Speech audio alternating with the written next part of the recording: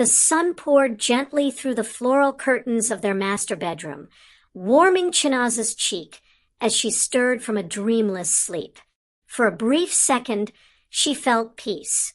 Then came the silence, the kind of silence that screamed. Samto was already up. No morning kiss, no teasing whisper, no breakfast simmering in the kitchen. She sat up, rubbing her eyes. The scent in the room was different, a faint, unfamiliar fragrance of jasmine and something floral and sweet. Her stomach sank when Chinaza padded into the living room. She saw Samto, dressed in a tailored suit, laughing on the phone. His smile was wide, boyish, full of charm, but not for her. "You're glowing this morning," she said, trying to keep her voice playful. He looked at her, his expression momentarily faltering. "Big meeting," he said curtly. "Gotta go." Then, the door shut. The laughter still echoed. That evening, Chinaza set the table like she always did, grilled fish, jollof rice, and the peppered snails he loved. Candlelight. Music. Samto came in late. He kissed the air, near her cheek. "Tough day?" she asked. "Exhausting," he replied, not meeting her eyes. They ate mostly in silence, forks clinking against porcelain. He excused himself to the bathroom, phone in hand. A small, brown wallet dropped from his pocket to the floor. She picked it up to place it back on the table, but something poked out of the seam. Her hands trembled as she pulled it free, a glossy receipt from the Golden Palm Hotel. It was dated last weekend. 2 nights, champagne suite, room service for 2, and lipstick, coral pink, stained across the edge of the folded paper. Her eyes blurred. When Samto returned, she had replaced the receipt. He sat, drank, smiled. She stared at him. "You have coral pink on your neck," she whispered. He froze. A beat. Then laughed. "Babe, are you really being jealous right now? It's probably some auntie at the office. You worry too much." She smiled faintly. "Maybe you're right." But her heart, it didn't believe him. And from that moment on, she began watching. 1 week later, Chinaza stepped into the Pearl Essence Spa, her first visit in months. She had promised herself a self-care day. While sipping hibiscus tea, she heard laughter. She turned. A tall, light-skinned woman with long red braids was snapping selfies in the mirror. She wore designer heels, the exact ones Chinaza had seen on Samto's Instagram, though he had cropped out the woman beside him. The woman approached. "That necklace," she said sweetly. "From Zili's, right?" Chinaza nodded slowly. "My boyfriend got me one too. Same chain. I'm Linda." They shook hands. Chinaza's smile never wavered, but her fingers trembled slightly. "Nice to meet you," she replied. "I'm Chinaza." Something flickered in Linda's eyes. Recognition? Maybe not. Or maybe the performance had just begun. That night, Samto returned home drunk. He reeked of cologne and whiskey. He stumbled into the room, fell onto the bed, and slurred.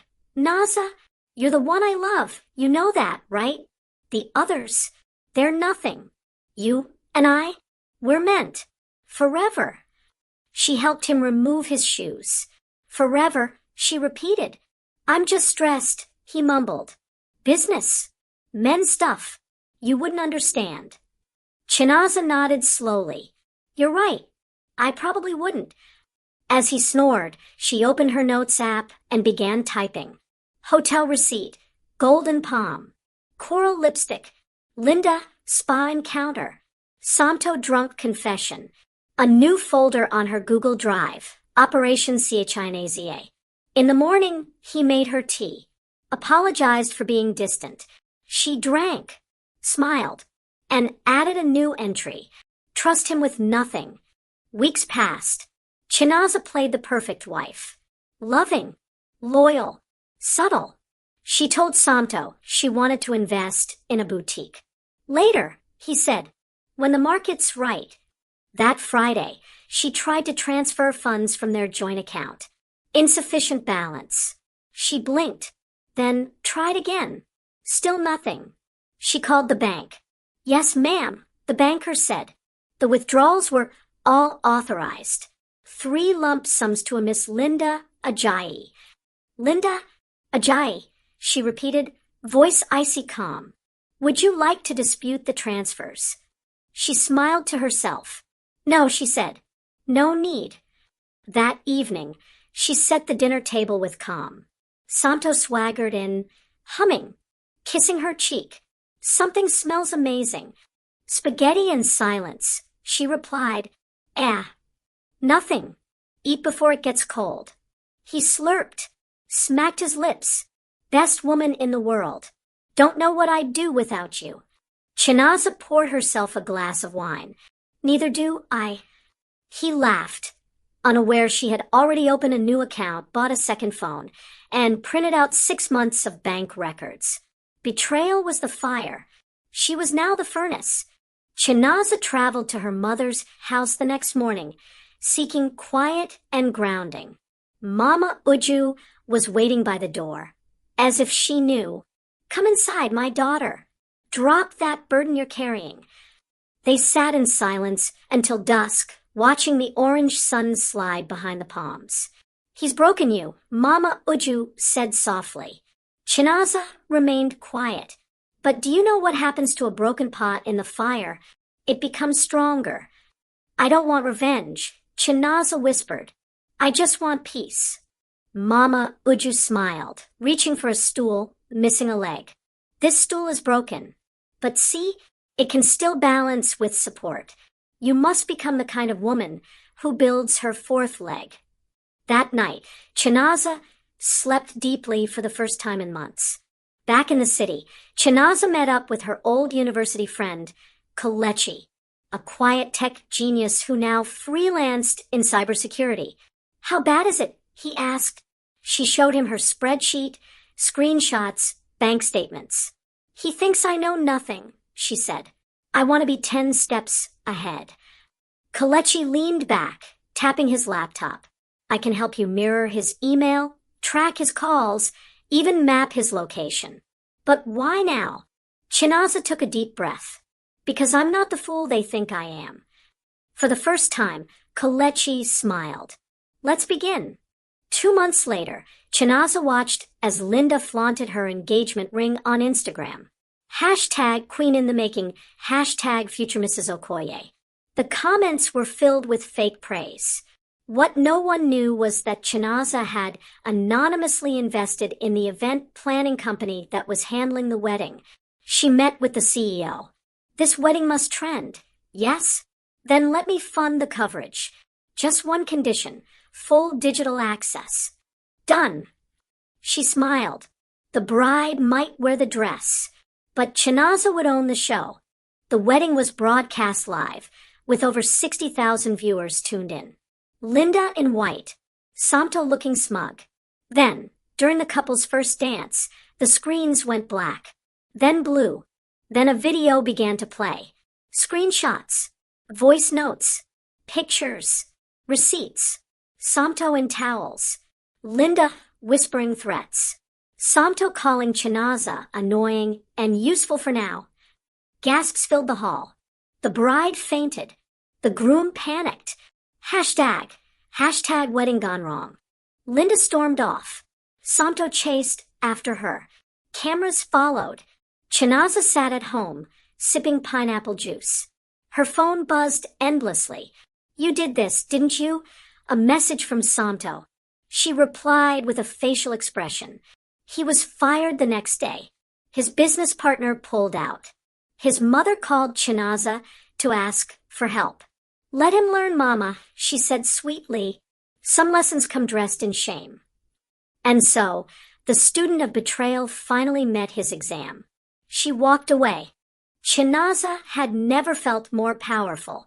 Every betrayal had become a brick, every insult a stepping stone. She started her own fashion tech brand, Naza Ware focused on African Fusion Office, where with smart fabrics.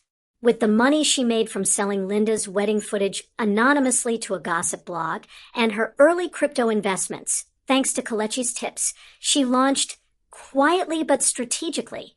She called it Soft Revenge in Silk. The brand exploded within weeks. Celebrities started wearing her designs. She even got invited to showcase at Lagos Fashion Week. On the opening night, Chinaza walked onto the runway in a wine-red power dress, flashing lights, media buzz, and not a single trace of the shy wife she once was. "Who's the founder?" one reporter asked. She smiled. "Just a woman who used to be underestimated." At a tech summit in Abuja, Chinaza met Mr. Dairo, a seasoned investor known for spotting the next big things. "Your numbers caught my attention," he said after her panel presentation. They talked over dinner about business strategy, pain, and rebirth. "What changed you?" he asked. Chinaza sipped her drink. "A heartbreak so deep it taught me how to build from my bones." Mr. Dairo grinned. "I think you're the kind of woman this country needs. Let me invest."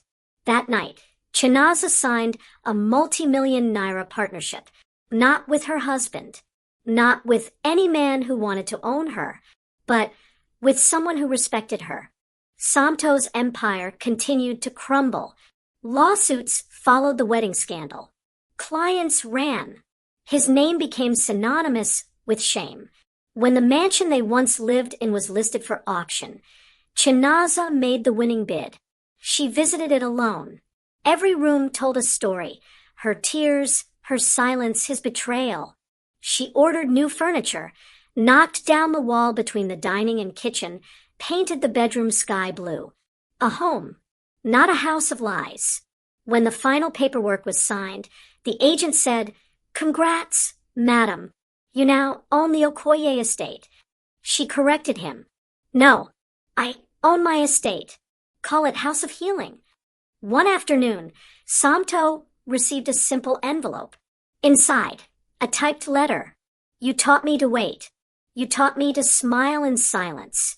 You taught me that love can bruise, but I chose to learn strength, not revenge. You chose a crowd. I chose a crown." No signature. But he knew. He cried in the one-bedroom apartment he now shared with his cousin. Regret doesn't come with music, just echoes. Linda, abandoned and humiliated, rebranded herself as a motivational speaker on Instagram. "Your setback is your setup for a comeback," she said in her reels. But one day, she DM'd Chinaza. "Linda, I know I messed up. I was insecure. He lied to both of us. I wish we could talk woman to woman. Chinaza, I'm not your friend. I'm not your enemy. I'm your mirror. Sit with that." She blocked her. Some wounds are too clean to reopen. Chinaza launched a podcast, The Phoenix Files, interviewing women who turned betrayal into brilliance. Episode 1. "When he left, I found myself." Within 48 hours, it hit 100,000 streams. Women called in from Kenya, Ghana, the UK. "Your story saved my life," one woman said. "I was about to return to my cheating fiancé until I heard your words." Chinaza cried that night, not from pain, but from power. Kelechi remained her rock, quiet, steady, non-intrusive. One evening, over suya and palm wine, he smiled and said, "Let me build you an app, a real hub for all these women." She blinked. "I thought you were about to propose marriage." He laughed. "One day, but let me propose purpose first." She touched his hand. Best kind of man. Santo showed up at her new boutique, dressed down, ashamed. Chinaza, I lost everything. You were the glue." She didn't flinch. "You mistook me for glue. I was the whole structure. Please, we can start over." She looked at him with the softest eyes and the hardest soul. "I did start over. Without you." She walked away. At the Global Women in Tech Gala, Chinaza was honored as Entrepreneur of the Year. She wore a red jumpsuit and a gold ghillie. The room of 3,000 guests gave her a standing ovation. Her speech. This award isn't for the strongest woman. It's for the most broken one who stood up anyway. Silence. Then roaring applause. Tears fell. Cameras flashed. And the world finally knew. She wasn't just a wife. She was a warrior. Chinaza sits on the balcony of her new home, legs tucked beneath her, watching the clouds roll by. A book in hand. A soft song plays in the background. Kalechi brings her tea. Anything else you need? He asks. She shakes her head. I have peace. The camera pans out slowly. A quote appears. Not every war ends with guns. Some end with gowns, grace, and growth. Fade to black.